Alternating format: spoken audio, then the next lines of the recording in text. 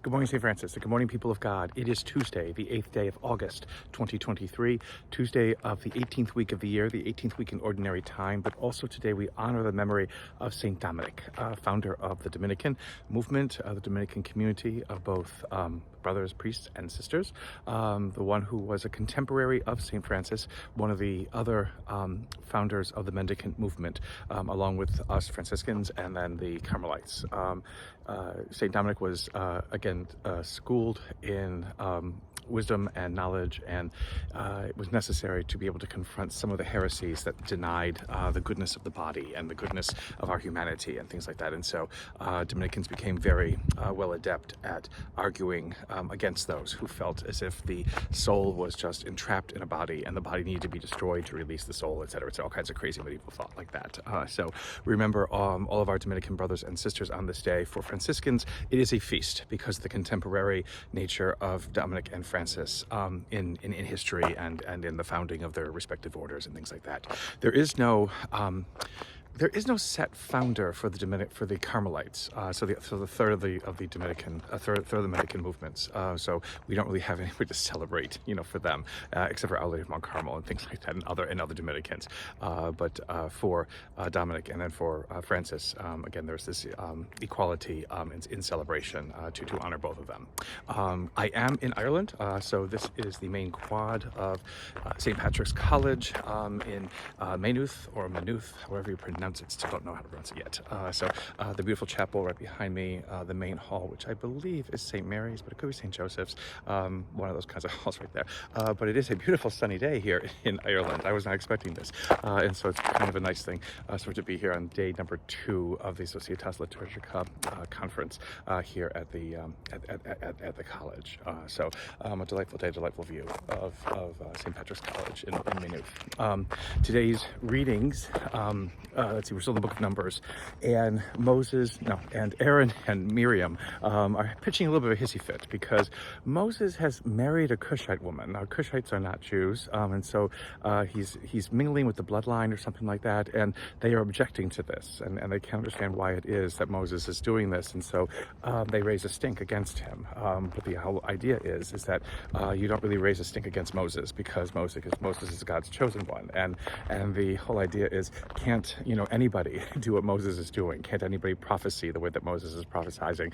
And aren't we just as important as he is? And how come he gets special treatment, et cetera, et cetera? So a little bit of jealousy, a little bit of anger amongst the family members. Remember, Miriam and Aaron are brother and sister to Moses. And so there's this sense, a little bit of anger. And God hears this, and God gets kind of angry, and he calls them to the tent, and he descends in a cloud, and he basically says, I will choose who I want to choose to lead, and you should not question this or question Moses or question anybody else like this. And because of this, Miriam gets struck by being, I don't know, ghostly white, a leper, whatever it is. She turns frighteningly ugly, and all of a sudden, Moses is like, no, don't do this, God, don't do this, God. I'm sorry for being angry at Moses, at Aaron and Miriam, and for calling you down and things like that. So a little bit of dissension within the family, which again is wonderful because it shows that, not so wonderful that Miriam got sick, and she will get better. But the fact that, again, even in this holy family that God, has anointed to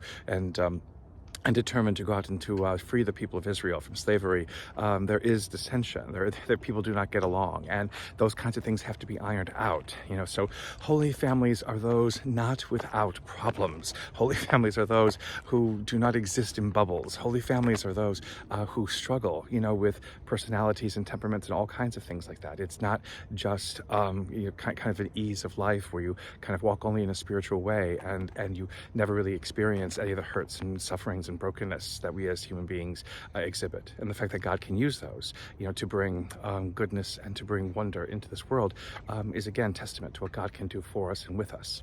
In the gospel for today, a storm on the sea. Jesus stays behind to dismiss crowds after he's fed them with the fish and the bread, and the disciples, he tells the disciples, go to the other side of the shore. Well, first off, how's Jesus going to get to the other side of the shore? No one, they didn't even bother to ask, is there a boat for you, Lord? Should somebody stay behind to be able to take you? Because he's He's a carpenter. He's not a fisherman. Does he know how to sail? It's, again, all these kinds of questions are raised. But storm comes up. Is it Jesus' own doing? Never really says. And the disciples, of course, are frightened, as if, but again, it's like they're fishermen. They've been on that lake thousands of times. They should know how to manage a storm, but it seems as though they can't. Jesus comes to them walking on water. Is it a ghost? Is it Jesus? Peter says, no, if it's you, Jesus. And Jesus says, it is me. And Peter says, if it is you, make me walk. And Peter, and Jesus says, okay, walk. And Peter does for a little bit until he gets frightened, and then he begins to sink, and all these other kinds of things, come in. Peter's own idiocy. Again, the man who is the first pope, the man who was the first one to sort of lead the Christian community, which he really isn't. Again, we create all kinds of stories to make things the way that they, we want them to be. But it was just a person who was fallible, a person who could trust and believe, and who was impetuous, and who didn't know what he was talking about or what he was saying.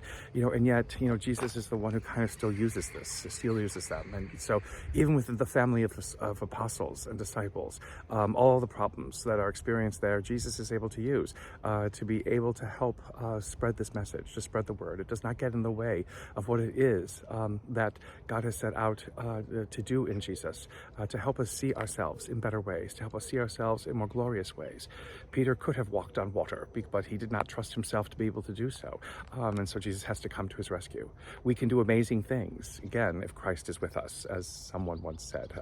But we need to remember that. We need to remember the presence of God, who is the presence of Christ within our midst, that allows us to see what is glorious and wonderful in the world around us.